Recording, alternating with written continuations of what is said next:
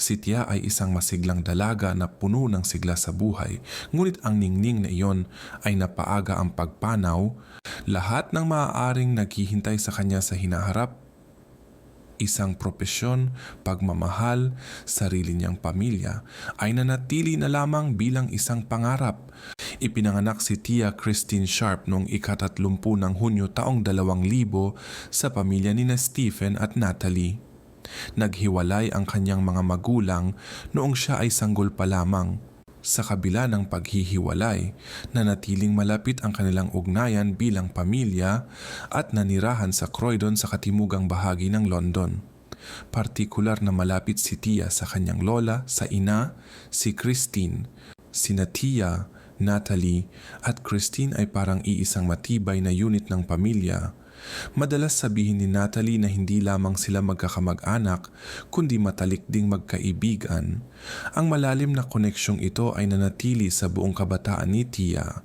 Naalala ni Christine na tinatawag siya minsan ni Tia na mama at hindi na ito ikinagulat ng sinuman. Ang pagmamahal ni Natalie sa kanyang anak ay buong buo. Mahal na mahal ni Tia ang kanyang ina at hindi sila mapaghiwalay. Nakikita niya ang kanyang ama tuwing bakasyon hanggang sa tuluyang masira ang relasyon ni Stephen at Natalie. Nang pumasok si Tia sa sekundaryang paaralan, ipinakita niya ang pagiging kumpiyansa, masaya at walang takot na ipahayag ang kanyang opinyon. Palaban siya at matapang at ayon kay Natalie, madalas siyang pinakamaingay sa isang silid.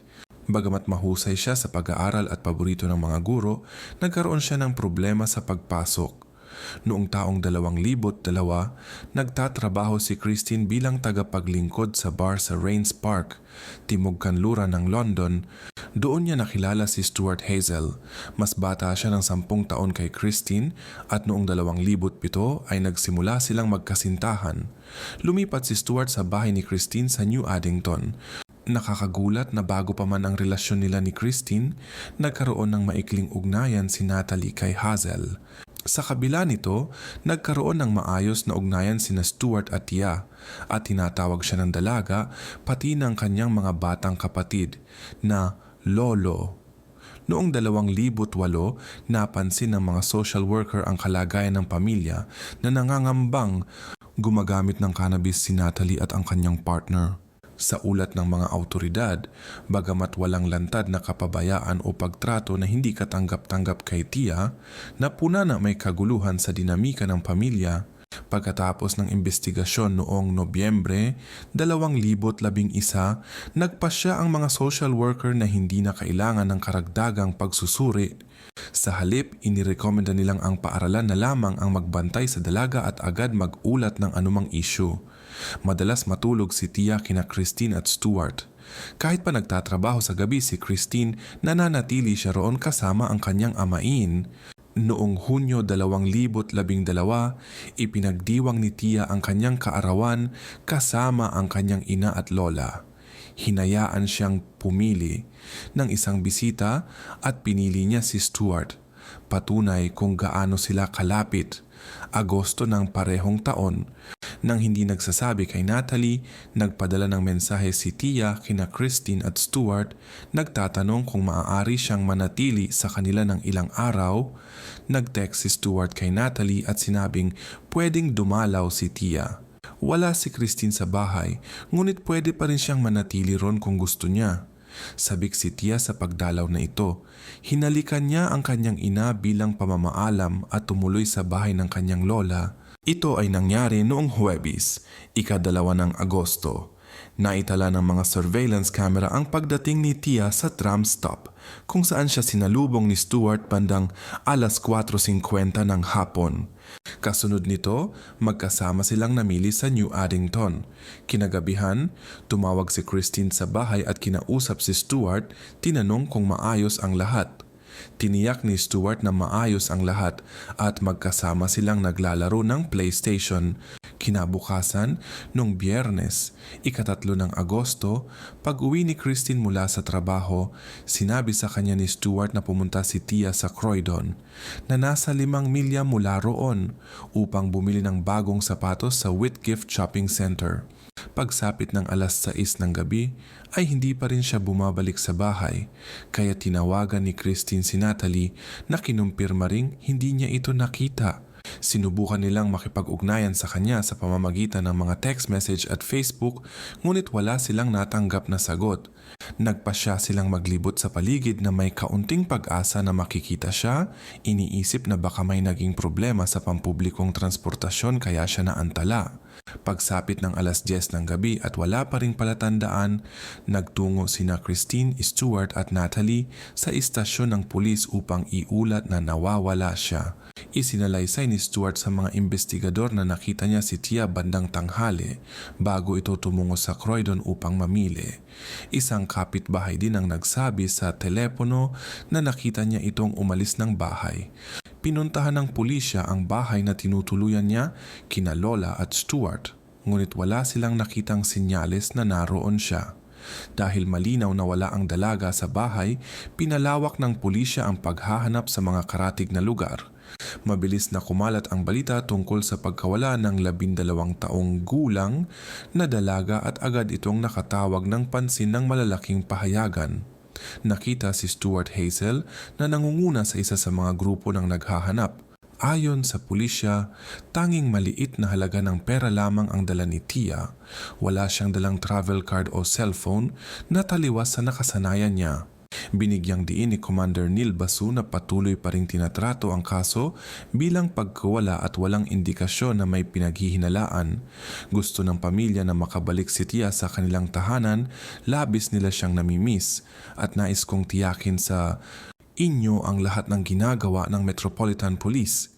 Lahat ng aming makakaya ay ginagawa namin upang siya'y matagpuan at suportahan ang kanyang pamilya sa mahirap na panahong ito. Hayaan ninyong bigyan ko kayo ng ideya sa lawak ng investigasyon sa ngayon.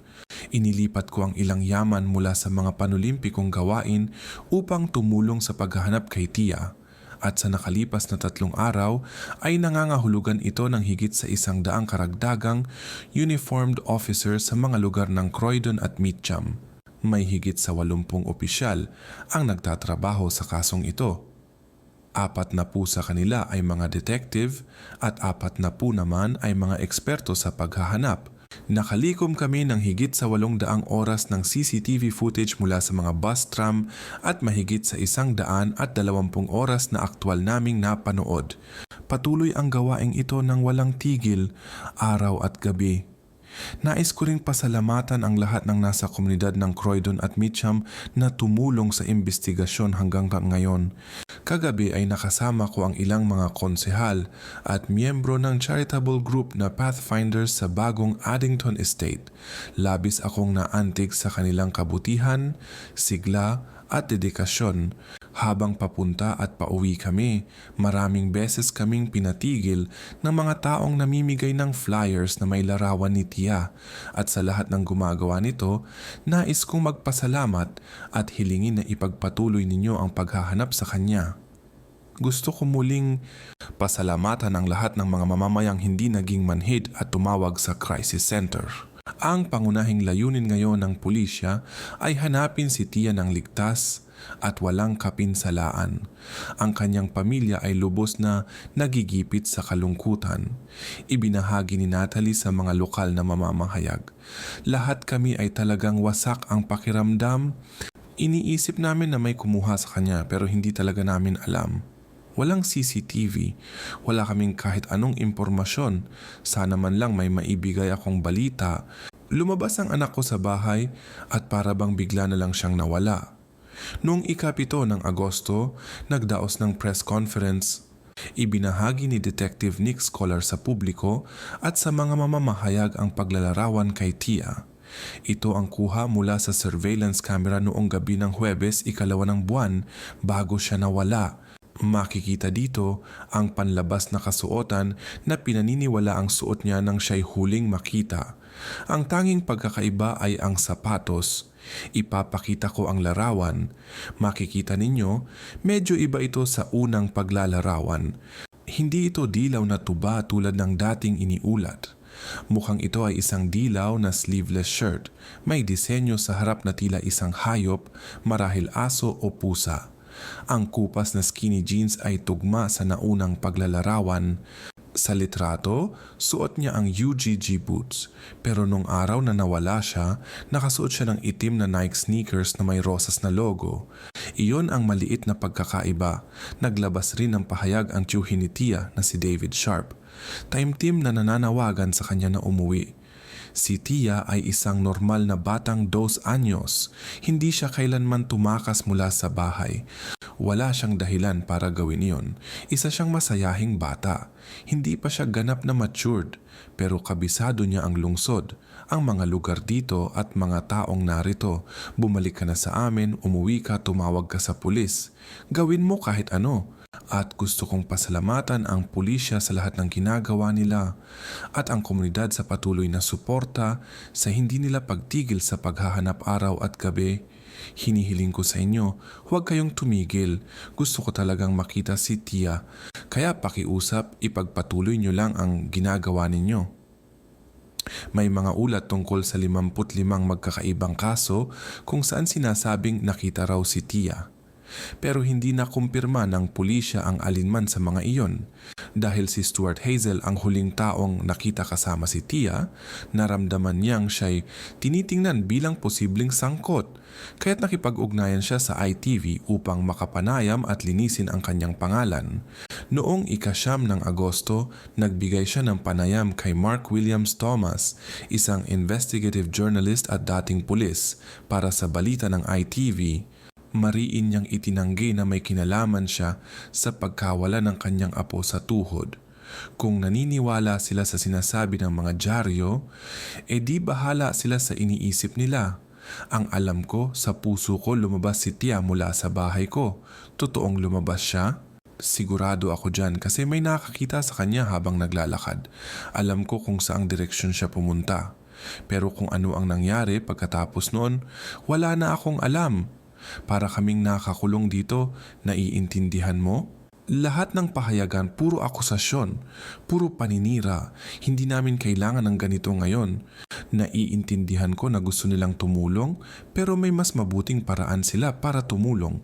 Hanapin siya at ibalik sa amin. Sa kalagitnaan ng panayam, dumating si Christine sa bahay at tinanggal ni Hazel ang mikropono para ihinto muna ang panayam at aluhin siya. Dahil hindi pa rin yun natatagpuan si Tia, nagpasya ang mga autoridad na magsagawa pa ng isa pang masusing pagsisiyasat sa bahay. Ngayon ay may kasama ng mga asong sinanay para sa paghahanap. Pero wala pa ring anumang palatandaan na nandoon si Tia. Pagkalipas ng 1 linggo mula nang iulat ang pagkawala noong Biyernes, ika-10 ng Agosto at 1 araw matapos ang panayam sa ITV, maagang nagising si Stuart Hazel at umalis ng bahay. Nang magising si Christine, nakaramdam siya ng kakaibang amoy sa bahay, ngunit hindi niya matukoy kung saan ito nanggagaling. Pagdating ng mga pulis, hiniling nila sa kanya na agad lisanin ang bahay upang magsagawa ng isa pang masusing paghahanap. Sa parehong araw, bandang hapon, isinagawa ang ika-4 at huling pagsisiyasat sa bahay sa New Addington. Sa atik, natagpuan nila ang kanilang hinahanap. Dahil sa init at sa pagkakabalot ng natagpuan na inilagay pa sa atik, naging imposibleng makilala ito sa pamamagitan lamang ng pagtingin. Ayon kay Gavin Barwell, kinatawa ng sentrong bahagi ng Croydon. Hindi pa opisyal na kinukumpirma ng pulisya ang pagkakakilala ng nawawala, pero itong malungkot na balita ay siguradong isang matinding dagok para sa pamilya ni Tia at sa buong komunidad ng New Addington na walang tigil na naghanap sa kanya buong nakaraang linggo. Nagsimula ang pagsusuri sa parehong araw, ika-10 ng Agosto, nang matagpuan ang ebidensya, pero ito'y pansamantalang ipinagpaliban makalipas lamang ang ilang oras. Pagsapit ng ika-16 ng Agosto, hindi pa rin natatapos ang pagsusuri, ngunit sa naganap na pagdinig noong araw na iyon, kinumpirma na ang natagpuan ay si Tia Sharp. Dahil sa kondisyon ng pagkakakita, kinailangan gamitin ang dental records upang makilala siya. Nang matapos ang pagsusuri sa kalaunan, hindi pa rin matukoy kung ano nga ba talaga ang nangyari. Ayon sa mga eksperto na nakausap ng This is Croydon Today, ang pagkaantala sa pagkakadiskubre ay lubos na nagpahirap sa pagtukoy sa mga detalye ng nangyari kay Tia at nang walang malinaw na dahilan, mas magiging mahirap para sa panig ng paratang nabuin ang kaso. Gayunpaman, may mga hinala ang mga investigador at ito'y malawakang naiulat na maaaring nawalan ng hangin si Tia Sharp bagamat hindi ito opisyal na kinumpirma bilang sanhi ng insidente. Ayon kay Commander Neil Basu, ang pangunahing layunin ngayon ay suportahan ang pamilya na labis na nagdadalamhati habang sinusubukang alamin ang katotohanan. Matapos matagpuan si Tia, agad na nakatuon ang atensyon ng mga investigador sa isang tao, ang karelasyon ni Christine, si Stuart Hazel, ngunit napagtanto ng mga pulis na tumakas na ito. Nakuhanan siya ng CCTV habang bumibili ng isang bote ng alak sa isang tindahan sa Canning Hill Lane sa South London.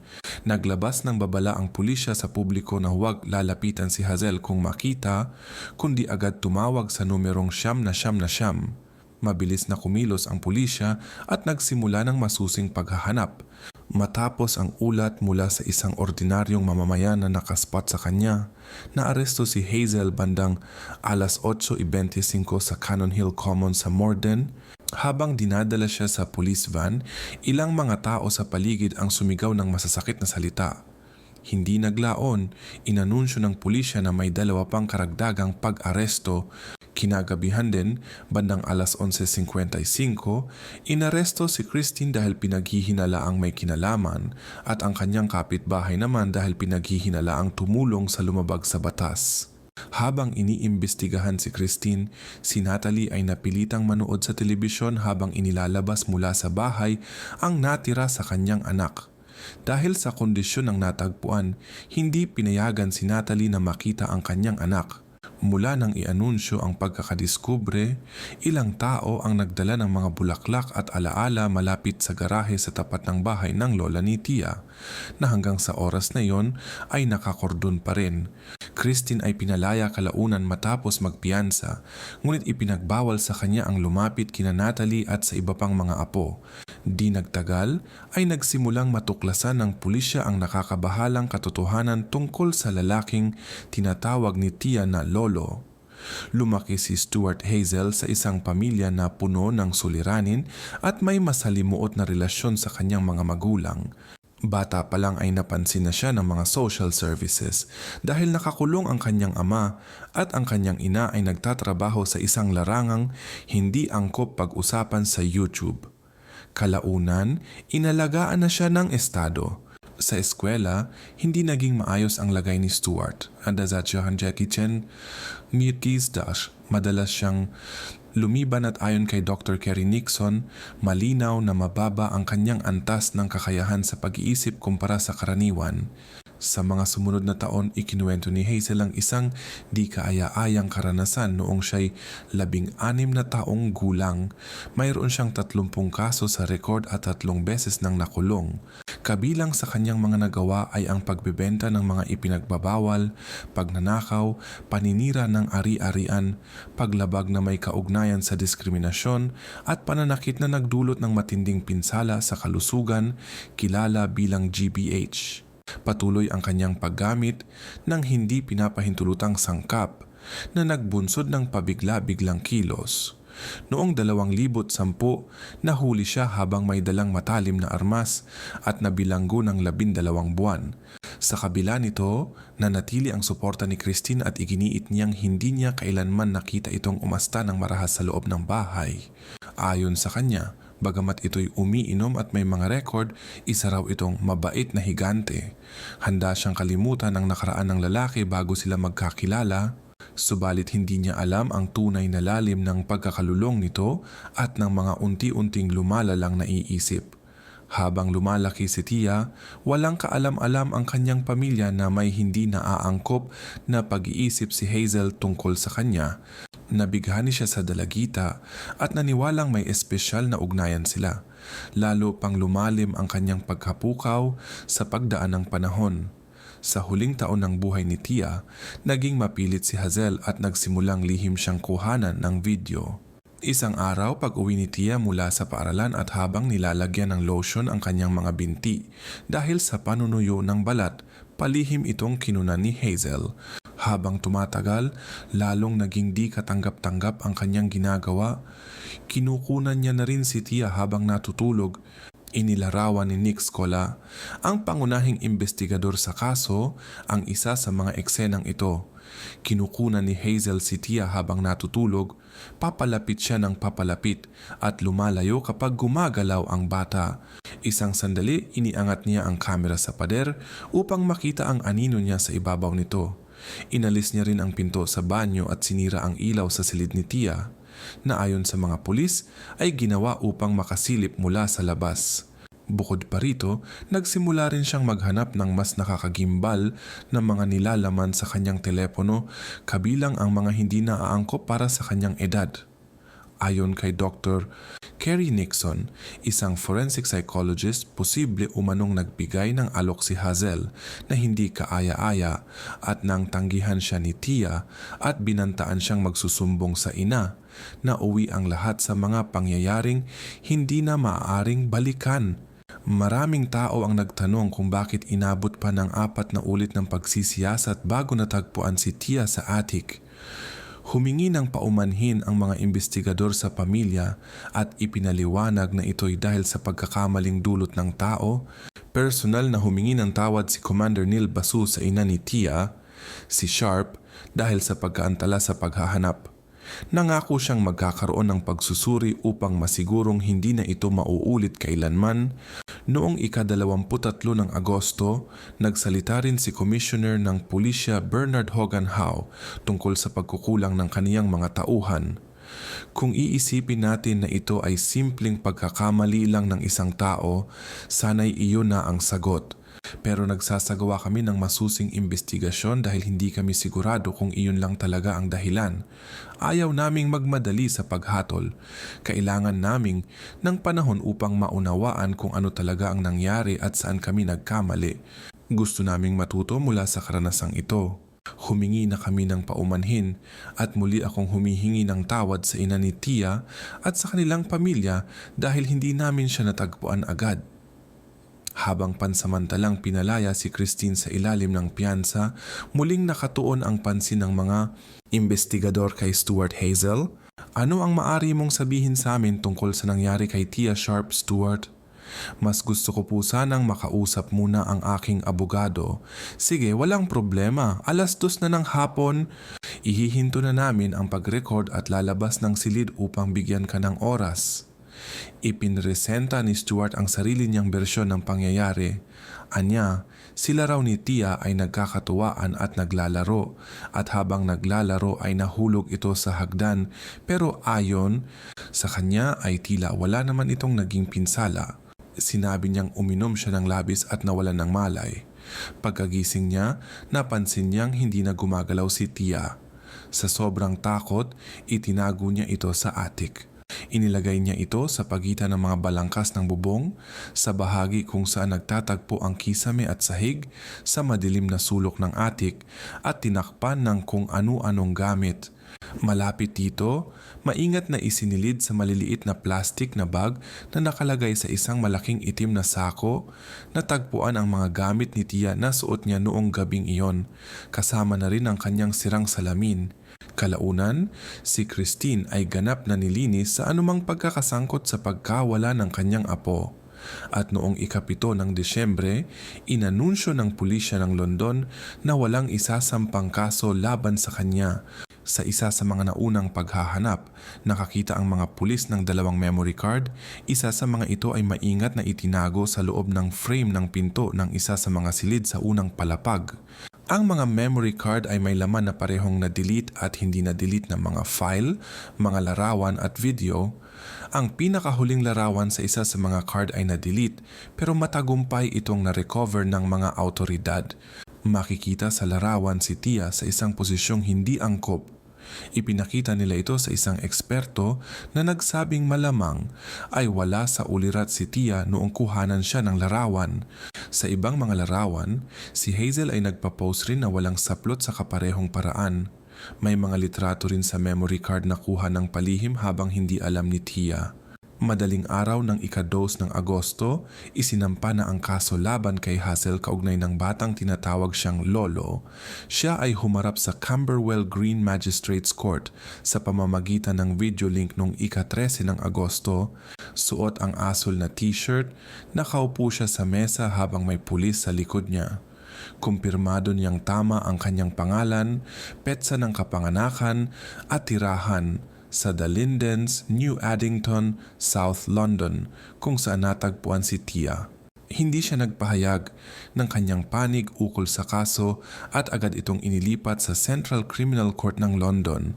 Ikinulong siya sa Belmarsh Prison at inihiwalay sa ibang mga preso para sa kanyang kaligtasan. Habang nasa isolation, sumulat si Stuart Hazel ang liham sa kanyang ama. Pinaninindigan ang kanyang bersyon ng insidente. Inilarawan niya ang pangyayari bilang isang aksidente at mariing itinanggi ang kahit anong hindi kaaya-ayang motibo. Ang labis niyang kinababahala ay ang posibilidad na isipin ng kanyang ama na siya ay isang nonce. Isang salitang kalye na tumutukoy sa mga taong may hindi wastong hilig sa mga bata. Ang pamamaalam kay Tia Sharp ay ginanap noong ika-14 ng Setyembre sa isang pribadong seremonya kasama lamang ang pamilya. Noong ika-5 ng Pebrero taong 2013, isang kapitbahay na inaresto kasabay ni Christine ang kinasuhan dahil sa pagbibigay ng maling pahayag. Iginiit niyang nakita niya si Tia noong araw na siya ay nawala. Sa pagdinig sa korte ng Croydon noong ika-28 ng Pebrero, taong 2013, itinanggi niya ang paratang at pansamantalang pinalaya sa piyansa para sa isang araw na pagdinig sa ika-29 ng Hulyo. Noong ika-5 ng Agosto ng parehong taon, napatunayang siya ay nagkasala at sinentensyahan ng 5 buwan sa kulungan. Pagkatapos ng matagal at masakit na imbestigasyon, dumating ang panahon ng paglilitis kay Stuart Hazel na tumangging akuin ang kasalanan. Habang tumatakbo ang proseso, nanatili siyang walang emosyon at hindi pinansin ang mga kamag-anak ni Tia. Nabigla ang lahat sa korte nang ipakita ang ilang larawan ng dalaga. Sa isang partikular na larawan na labis ang bigat, napilitang lumabas ng luhaan ang ina ni Tia, si Natalie. Pagkatapos ng 4 na araw ng mga nakakabiglang ebidensya, bigla ang binago ni Stuart Hazel ang kanyang pahayag at umamin ng kasalanan. Inamin ng ama ni Tia Sharp na ang kanyang narinig tungkol sa nangyari sa kanyang anak ay lubhang sumira sa kanyang puso. Inaasahan na ipapahayag ang hatol kay Hazel kinabukasan. Ayon sa ilang tao, wala umanong sapat na parusa para sa ginawa niya. Ayon sa pulisya, dapat maihiwalay si Stuart Hazel sa lipunan. Itinuturing siyang panganib at banta sa mga kabataang babae.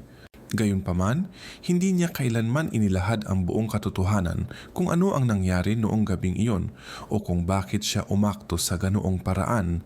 Sa pagbibigay ng sentensya, binigyang diin ng hukom kung paano winasak ang tiwala ni Christine at Natalie sa akusado. Hinatulan siya ng habang buhay na pagkakakulong na may minimum na 38 taon bago siya maging kwalipikado para sa posibleng maagang paglaya. Ibig sabihin, 75 taong gulang na siya bago pa magkaroon ng pagkakataon na makalaya.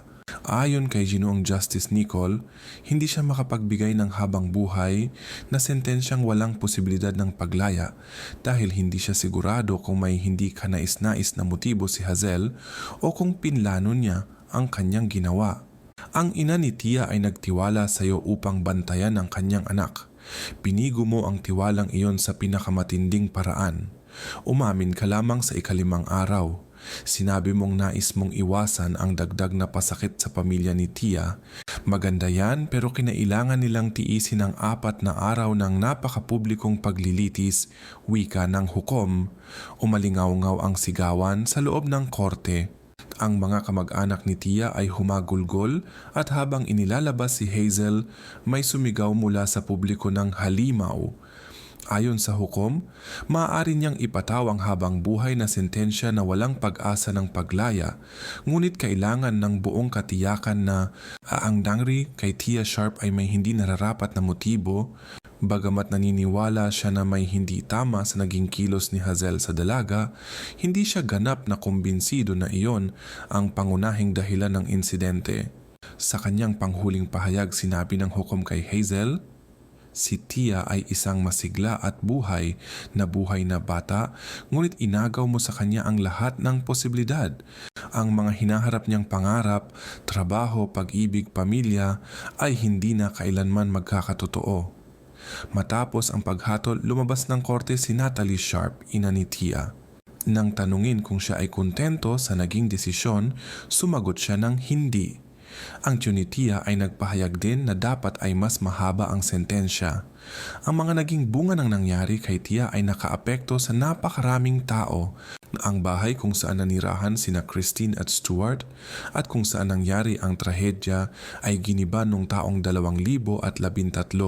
Noong Hulyo ng kaparehong taon, sinuportahan ng ama ni Tia, si Stephen Carter, ang isang inisyatiba para harangin ang ilang partikular na uri ng paghahanap at magbigay ng babala sa mga gumagamit kapag sinusubukan nilang ma-access ang mga bagay na hindi dapat makita online.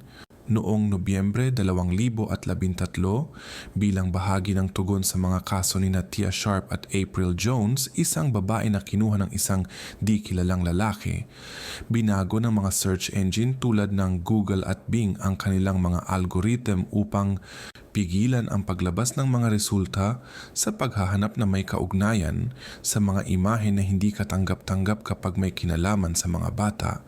Si Tia Sharp ay isang masigla, masayahin at kumpiyansang babae na lubos na nagtitiwala at iyon ay lubos na nasira sa pinakamasaklap na paraan.